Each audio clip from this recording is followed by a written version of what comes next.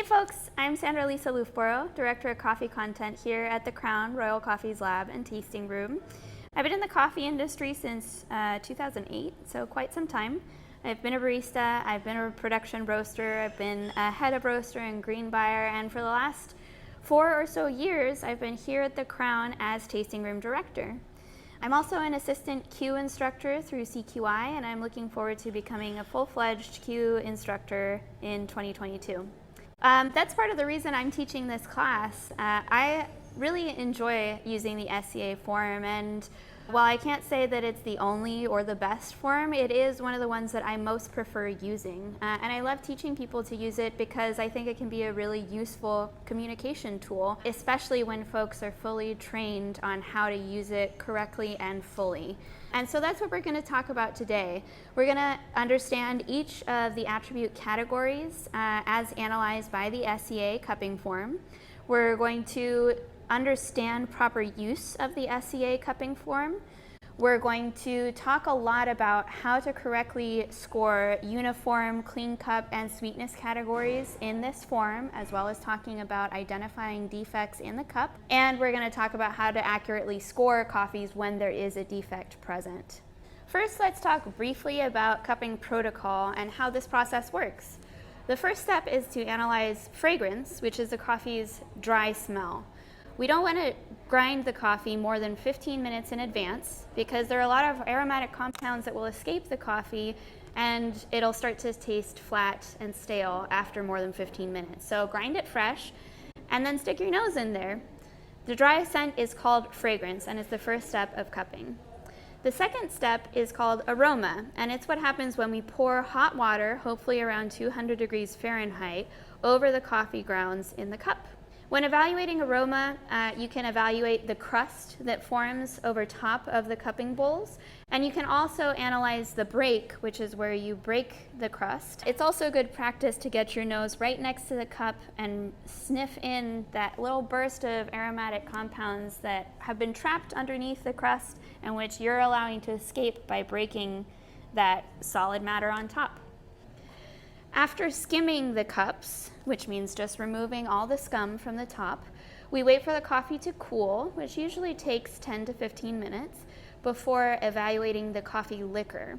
This is where we use a spoon to aspirate, slurp, the coffee into our mouth so that the liquid covers our entire palate at once, and so that all those aromatic volatile compounds I talked about earlier are getting a chance to circulate in your mouth and also in your retronasal cavity behind your mouth. We want to evaluate the liquor multiple times at multiple temperatures. Usually what we suggest is 3 passes, once when the coffee is hot, although of course not scalding, a second time when the coffee is warm, and a third time when the coffee is tepid. This allows you to analyze the coffee as it extracts over multiple temperatures and analyze how the coffee might change with extraction and if there are any other factors that become more obvious as the coffee cools. All right, let's dive into talking about the form. When using the cupping form, we are able to work from left to right as the coffee cools. So this goes in chronological order. This means that the first thing we evaluate is this little vertical scale on the far left. That's for identifying roast color. And this doesn't have a numerical value. It's just good practice for the cupper to note how the coffee was roasted. If the coffee is roasted too dark or too light, it can impact our evaluation. And there are times when roast defects are so significant that the cupper might ask the roaster to re-roast the sample to have an accurate evaluation of the coffee. Next, we have fragrance and aroma. We talked about this briefly, and here you see that fragrance and aroma is actually in the same cell. That's because these two attributes actually comprise one single score. But we do have vertical scales for each individual attribute. So when making your first pass for fragrance, which again is the dry smell of the coffee, I would put a hash on this vertical scale to indicate my impression. Vertical scales appear throughout this cupping form, and they form 2 purposes. One is immediate impressions, whether you think it's high quality or low quality, and the other is intensity. Is it very intense or not very intense at all? For this section, I enjoy using the vertical scales to indicate my initial impression because fragrance and aroma are both attributes that get evaluated very quickly. Often, we're sharing the table with other cupping evaluators, and we don't want to spend too much time hovering over the station and preventing others from participating. So we do a couple quick bunny sniffs, make a little note, a couple descriptors of what the fragrance smells like, and a hash mark on that vertical scale. Then we'll pour water, start a timer, and I like to evaluate the aroma, which is the smell of the coffee once it's interacted with water, by smelling the crust as well as evaluating the break. Now again, if you're sharing the table with other cuppers, it might be that you don't get to break every single cup. And in some cases, it might be that you don't get to break any of the cups. So it's good practice to smell the top of the crust before break happens. And again, we have this vertical scale, which allows you to make an indication of how high the quality of the aroma was or how intense it was, while also making a few quick descriptive notes right underneath this section. Now, one thing that's really important to note is that this section, fragrance and aroma, you can't come back to. So this happens when the coffee is dry, when the coffee has water poured over it and has a crust, and when you're breaking the crust. And that's it. This means that your quick notes on the vertical scales and your descriptive notes underneath are super crucial because based on those experiences, you're going to form one score, which you place on this horizontal scale with a clear hash mark, and then corroborate by putting the number score up here in the box in the upper right corner of that cell. Now, two important notes. When we're making hash marks on this horizontal scale, it's pretty important that we make them visible. So some folks are very tidy and like to make a note that's just exactly the width and height of the hash marks here on the horizontal scale. That's not useful because then it's not obvious to whoever's looking at your cupping form what score you gave it. The idea is that this is a communication tool, and when you turn your cupping form in, anyone who looks at it can have a really clear idea of what your impression was of the coffee on the cupping table. So making your hash marks clear and visible is important, as is making sure that that hash mark ties exactly to the number that you place in this little cell in the upper right corner of the fragrance and aroma section of the cupping form. When using this form, we're only using quarter points, so please do not say that a coffee is 7.1 or 7.6. We can mark a particular attribute at 7, 7.25, 7.5, 7.75, and 8, but please don't use anything smaller than a quarter point score. Once fragrance and aroma is completed, we wait for the coffee to cool.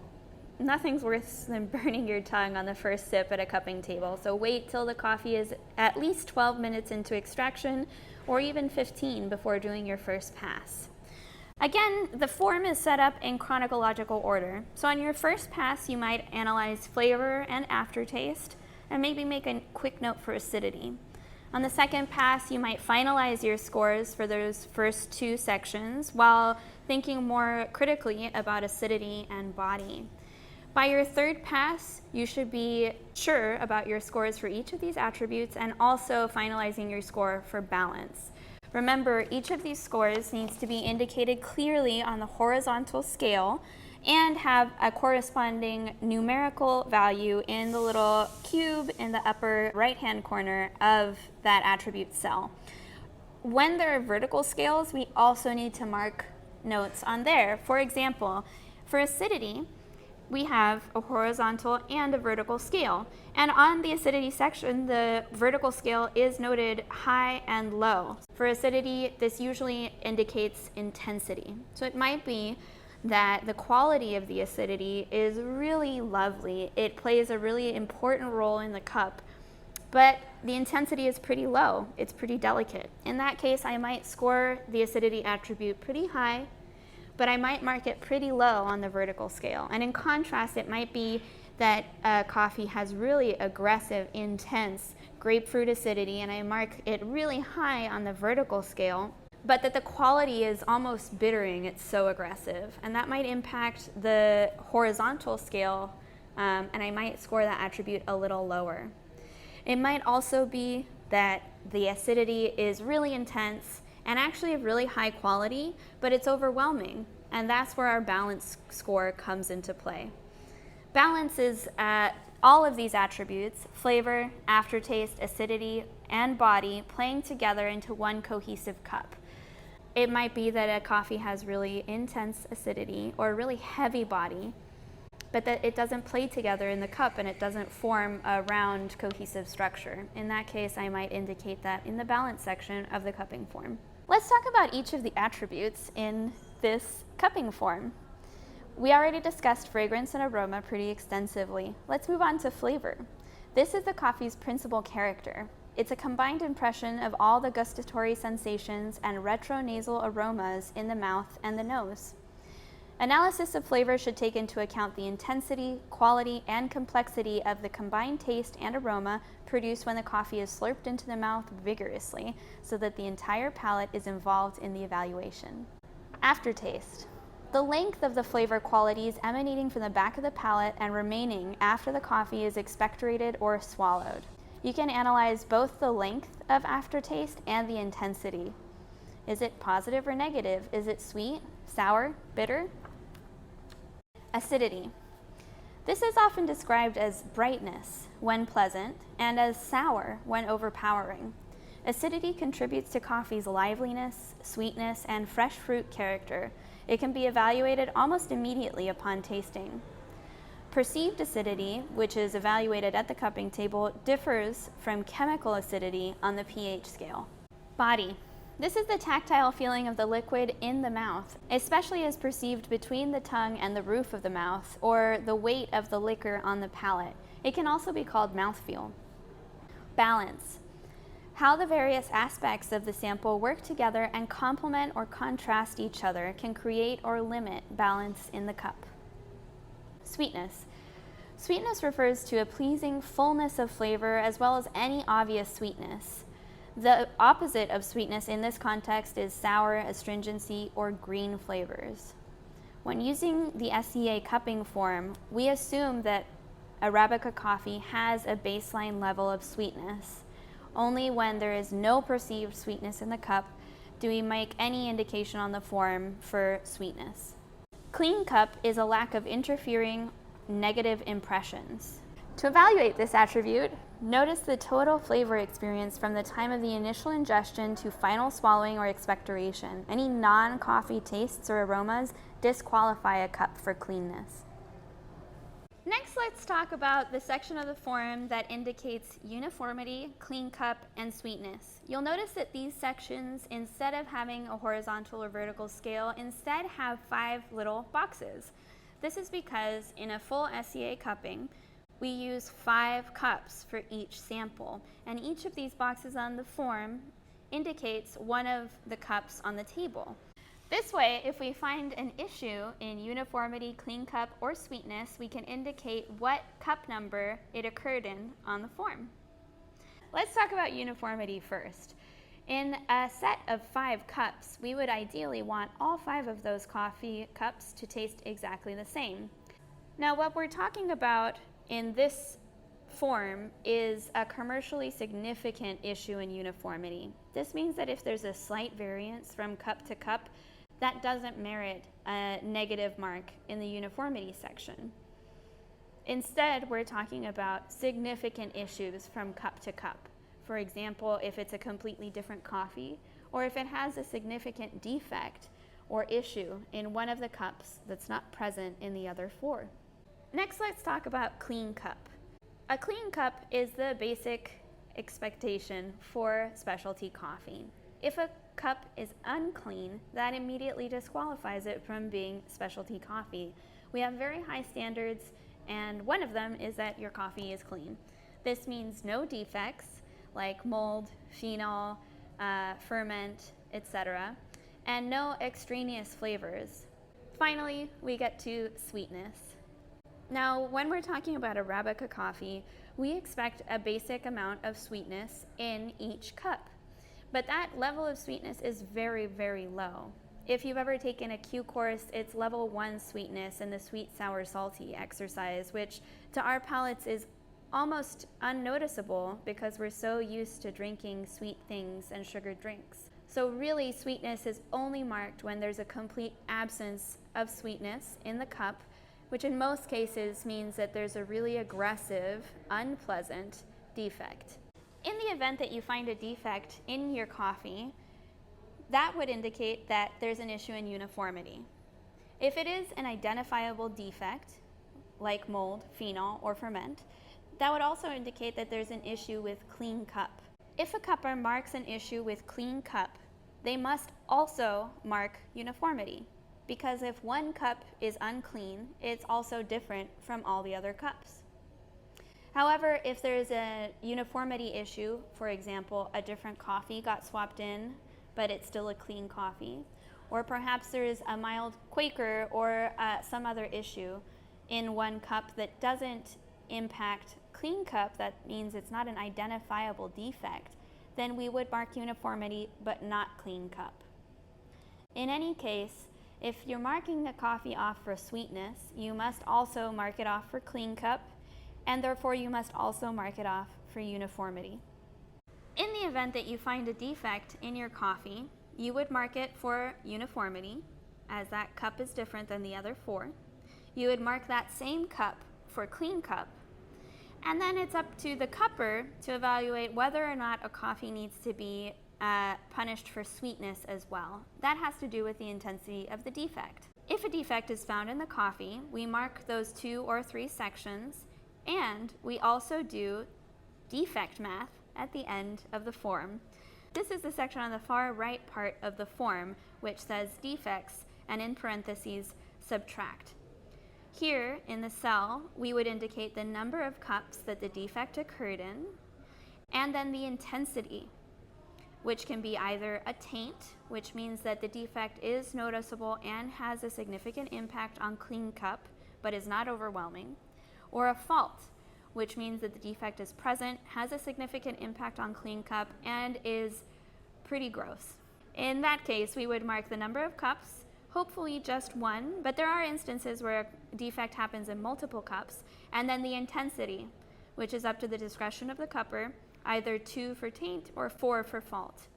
We multiply that and put the final subtraction into this bigger number. So if I have a defect that I identify as a taint in just 1 cup, I would put 1 in the number of cups and 2 for intensity and multiply those together, which yields 2.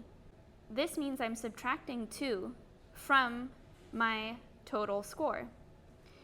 In the form, you'll see at the upper right corner of the section, there's a space for total score. Then if we move down, there's a space for subtraction for defects. And finally, at the bottom right, we have a section for final score. This final score includes the subtraction that we're removing for any occurrences of defect. This means that if we find a defect in a coffee, it's losing certainly 2 points for uniformity and 2 points for clean cup. But depending on the intensity and type of defect, it might lose another 2 points for sweetness, leaving it minus 6 points before we get to our total score. Even if the coffee scored an 85, the detection of 1 defect leaves it subspecialty at 79 points. In addition to that, depending on the intensity of the defect, we're subtracting another 2 or 4 points, meaning that this coffee could score as low as 75 points, leaving it nowhere near a specialty coffee. Defect detection is very important for cuppers, and it's very important for us not to overly punish coffees. This is an agricultural product, and there may be some natural variances from cup to cup. Only when there are commercially significant defects in the cup should we mark this coffee off for defects in uniformity, clean cup, and sweetness, as well as for the subtraction for defects.